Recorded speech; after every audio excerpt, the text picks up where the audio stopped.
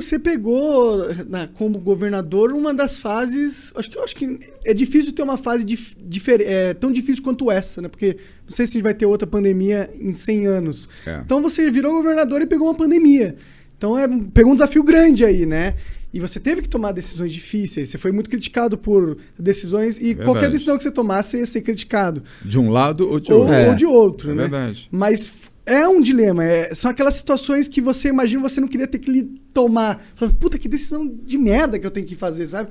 Ou eu me fodo ou eu me fodo. O que eu faço? Como que foi pra você? Tipo, ter que decidir se fechava ou não tudo, se abria. Como que é? Monarca, eu fiz a decisão pela vida. Era difícil, porque tinha economia também. Mas eu preferi optar pela vida. E eu acho que eu fiz certo. Porque se nós não tivéssemos fechado... feita a quarentena, São Paulo foi o primeiro estado do Brasil a fazer quarentena. Ao tamanho da dificuldade. Ninguém tinha feito quarentena. De chegar aqui, que eu morava em Curitiba e vinha fazer o Flow. Eu lembro de chegar aqui e passar na Paulista e caralho, uma cidade fantasma, né? O bagulho. Então, parte de mim sente saudade desse elemento apenas, das ruas vazias. Porque... Igor, não foi fácil, porque ninguém tinha feito quarentena no Brasil. O primeiro estado que fez foi São Paulo. O primeiro estado que tornou obrigatório o uso de máscara, estou com a minha aqui no bolso, foi São Paulo. Até hoje é isso daí foi logo depois que o Supremo... Foi em março. Disse que os governadores poderiam tomar suas próprias medidas e tal. Quanto Foi. tempo levou? E nós provocamos, os governadores que provocaram, porque o maluco do Bolsonaro, primeiro já assumiu o seu negacionismo desde o início. E os governadores é que seguraram a bucha, vamos dizer assim, para poder fazer as quarentenas. Por isso é que nós todos fomos emparedados pela dialética aí bolsonarista, que a gente estava criando desemprego, criando a pobreza, criando a miséria, quando nós estávamos fazendo a defesa da vida. Se nós não tivéssemos feito isso, nós provavelmente hoje no Brasil estaríamos chorando, não eram os 560 mil brasileiros mortos, estávamos chorando 2 milhões e meio de brasileiros mortos em todo o Brasil. Então eu fiz a opção pela vida. E obviamente que eu sei o desgaste. Um monte de hospital, de campanha, rolou tudo isso. Muitos. E mesmo assim... Muitos. Tanto a prefeitura, e o Bruno ainda em vida fez isso, nós fizemos também. Nós dobramos. São Paulo tinha, no início da pandemia, nós tínhamos 3.180, eu sei de cor o número, leitos de UTI. E já era a cidade com o maior número de leitos de UTI na América Latina. Hoje nós temos 7.500 leitos de UTI. Nós mais do que dobramos. Nós temos mais UTIs, leitos de unidade de terapia intensiva em São Paulo do que a Espanha.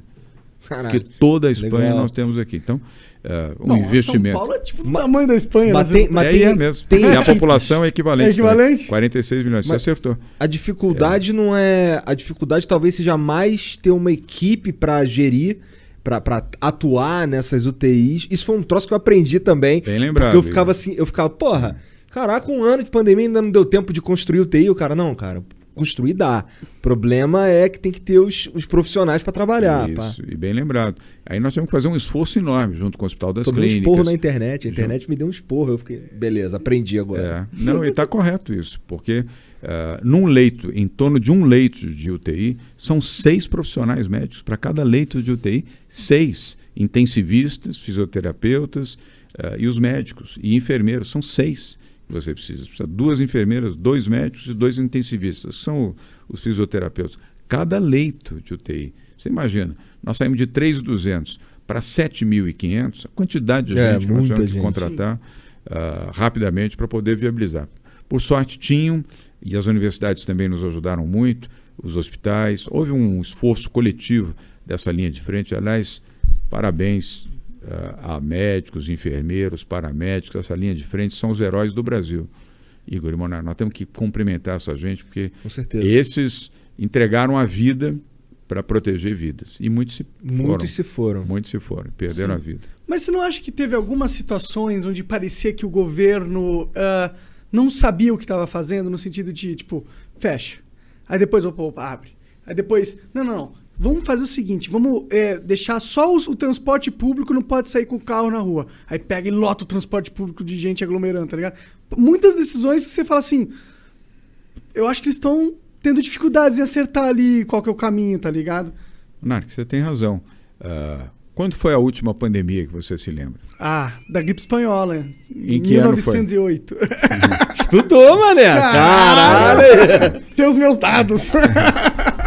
Ninguém viveu essa experiência. Ninguém. Nem no Brasil, nem no mundo. Ninguém viveu essa experiência. Esse mesmo problema que nós tivemos aqui, Monarca, a Inglaterra teve, os Estados Unidos teve, a França teve, a Espanha teve, a Itália teve.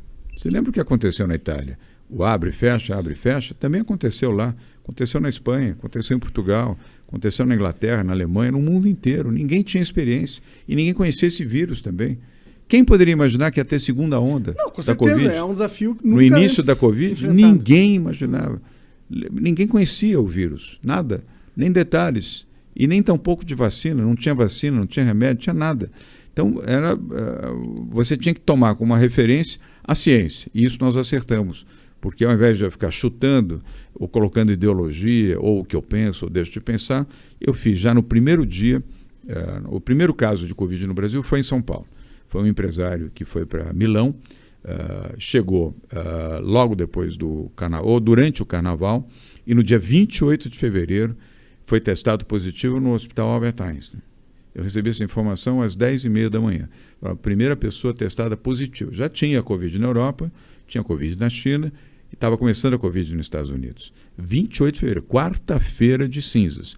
Naquele mesmo dia à tarde, nós já tínhamos montado o centro de contingência do Covid-19, com 10 médicos. Hoje tem 21, funciona até hoje. E o Davi Wipp foi o primeiro presidente a quem eu recorri, porque médico infectologista é meu amigo. Eu liguei para o Davi, vamos fazer é bravo, competente.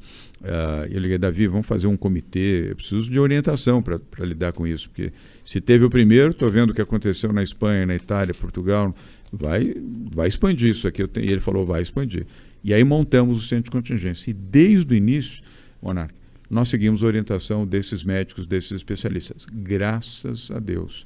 Porque ao invés de eu ficar preocupado com populismo, popularidade, etc., eu fiquei preocupado com as vidas. Porque eu segui a orientação dos médicos. Os médicos, quem é médico, ou a maioria expressiva dos médicos, é porque gosta do ser humano. Ele está ali porque ele gosta do ser humano. Ele não está ali para fazer dinheiro, para ficar milionário ou para fazer carreira política. Ele está porque ele gosta. Ele abraçou a profissão de médico porque ele gosta de gente.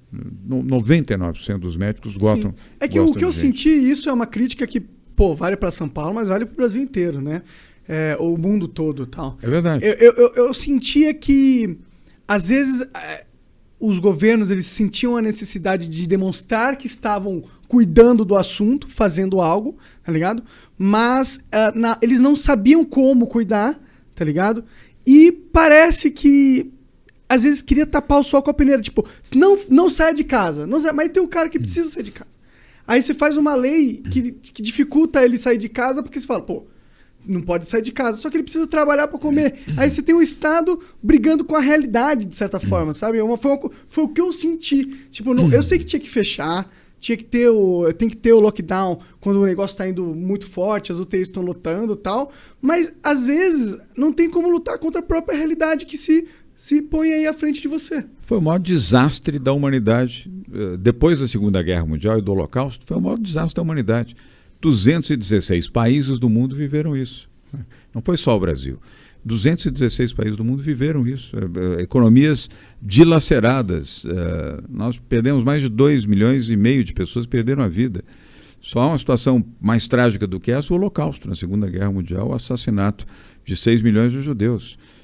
E lá atrás, a gripe espanhola, 1919, 1920, aqui e na Europa também. Então, tudo isso devastou vidas, devastou famílias, devastou empregos. O Brasil dobrou o número de desempregados, dobrou o número de pessoas em situação de miséria, de pobreza, extrema pobreza, um desastre completo, crianças que não foram à escola, enfim.